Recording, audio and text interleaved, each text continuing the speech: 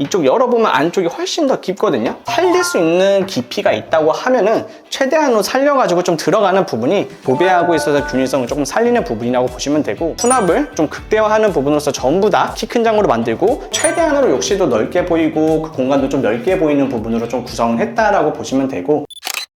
안녕하세요, 엔트런스 한재범 대표입니다. 오늘은 그 대형 평수 인테리어를 할 때 있어가지고 좀 참고해야 될 부분들, 그리고 기본에 충실한 인테리어를 어떻게 하면 효율적으로 할까에 대한 콘텐츠를 한번 다룰까 싶어요. 어떤 걸 우선순위로 하는 게 좋을지 기준점을 좀 제시하는 영상으로 한번 모시도록 해보겠습니다.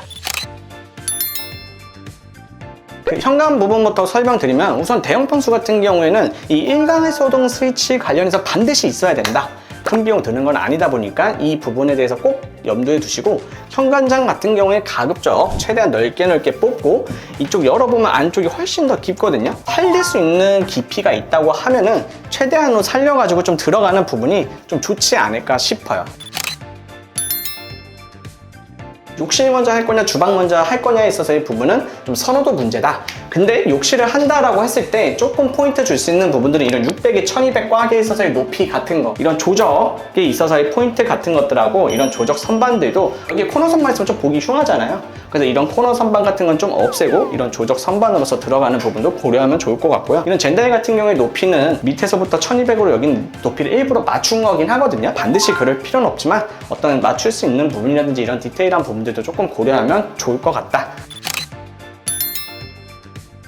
다른 방들 같은 경우에는 이제 기본에 충실한 인테리어, 이런 수납장 같은 것도 꾸밀 때 도배지하고 있어서 색감하고 컨디션하고 좀 맞춰가지고 좀 꾸미는 거는 추천을 드리고요. 이런 부분에 대한 마감성인 부분도 뭐 몰딩으로 할지 아니면 도배로 할지도 조금 고민해보면 좋을 것 같고, 이런 스토퍼 같은 것도 하부 스토퍼를 연동함으로써 좀 기본에 충실한 형태로 고민하면 좋을 것 같아요. 이런 실링팬인 부분들 관련해서도 기본적으로 좀 저렴한데도 인테리어 효과를 좀 도모할 수 있는 부분으로서 요즘에 많이들 선호하고 있고, 두 번째로 이런 간접 조명 관련해서도 어차피 조명 공사가 들어간다라고 했을 때 디자인 효과를 좀 저렴한 부분으로서 도모할 수 있다.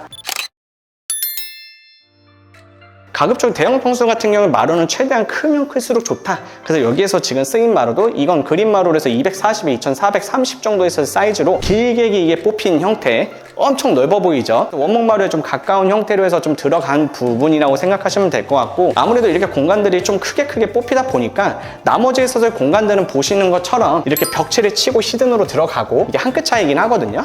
좌측 같은 경우에도 몰딩 같은 거는 별도로 없이 이렇게 히든으로 좀 들어가는 부분, 도배하고 있어서 균일성을 조금 살리는 부분이라고 보시면 되고, 도배 같은 것도 한번 보시면은 이 디아마 포티스로 시공한 건데 전부 다 이제 무몰딩으로, 천장도 몰딩 없고 하부 쪽도 몰딩이 없음으로써 조금 하이엔드 형태에 있어서의 형태를 도모하고, 공간을 조금 더 눈에 있어서 간섭되는 부분들을 좀 줄임으로써 최대한 광활하게 좀 보이는 거에 초점 맞춰서 인테리어 부분이라고 보시면 될 것 같아요.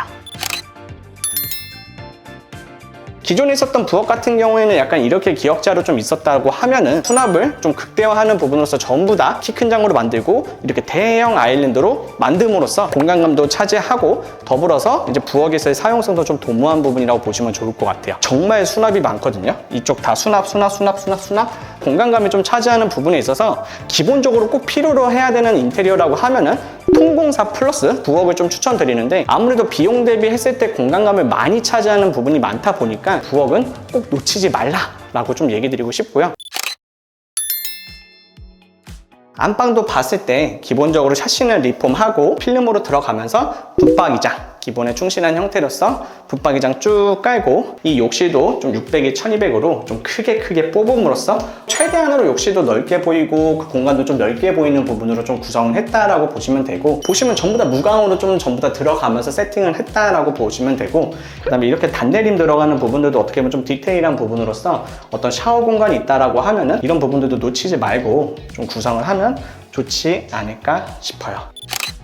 전반적으로 마지막으로 한번 정리를 좀 한번 해보자면은, 도배라든지 바닥재, 그 다음에 조명에 있어서의 포인트를 좀 주시면 좋고, 그리고 이제 부엌하고 욕실 관련해서, 그리고 마지막 수납 관련해서 포인트를 조금 살려가지고 좀 알짜로 해가지고 풍성하게 인테리어를 하면은 상대적으로 적은 비용으로 가성비 있게 인테리어를 할 수 있다라고 보시면 됩니다. 오늘 인테리어 관련해서 짤막하게 좀 설명을 드리긴 했지만, 인테리어 계획 중이시거나 고민 중이신 부분이 있으면은 많은 좀 도움 되시길 바라겠습니다. 네, 고생하셨습니다.